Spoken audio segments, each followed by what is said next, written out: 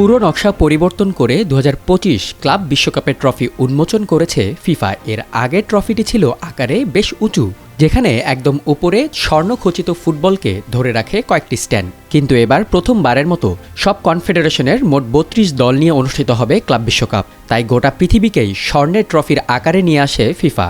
কিন্তু এই ছোট্ট ট্রফিতে দুইবার নিজের নাম খোদাই করে লেখায় বেশ সমালোচিত হচ্ছেন ফুটবলের সর্বোচ্চ নিয়ন্ত্রক সংস্থাটির সভাপতি জিয়ানি ইনফান্তিনো।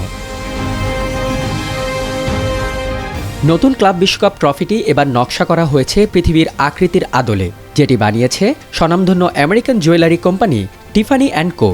তবে ট্রফিটি বানাতে অনুপ্রেরণা নেওয়া হয়েছে নাসার 1970-এর গভীর মহাকাশ মিশনের ভয়েজার গোল্ডেন রেকর্ড সহ দ্য পিরিয়ডিক টেবিল এবং জ্যোতির্বিদ্যারও।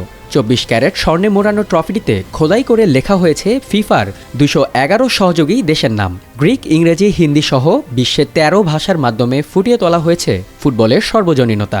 চার চাকতির একেবারে কেন্দ্রে ঠাঁই পেয়েছে ফুটবলের শুরুর দিনের নিয়ম, বিভিন্ন আইকন আর স্টেডিয়ামের ছবি। ট্রফিতে আরও তুলে ধরা হয়েছে ফুটবলের ঐতিহ্য, সঙ্গে লেখা হয়েছে এখন পর্যন্ত ক্লাব বিশ্বকাপ জয়ীদের নামও। কিন্তু এত সব ডিটেলস দিয়ে ট্রফি নকশা করেও সমালোচনার মুখে পড়েছে ফিফা। ছোট্ট এই ট্রফির দুটি ভিন্ন জায়গায় নিজের নাম খোদাই করেছেন ফিফা সভাপতি জিয়ানি ইনফান্তিনো। একটি অংশে দেখা যায় ফাউন্ডিং প্রেসিডেন্ট হিসেবে তার নাম আর স্বাক্ষর, আরেকটি অংশে আবারও দেখা যায় ফিফার এই সংস্করণের মূল অনুপ্রেরণা হিসেবে জিয়ানি ইনফান্তিনোর নাম। তাতে ফুটবল বিশ্বে এখন প্রশ্ন উঠছে ক্লাব বিশ্বকাপ ট্রফিতে ফিফা সভাপতির নাম কেন সেটি নিয়ে।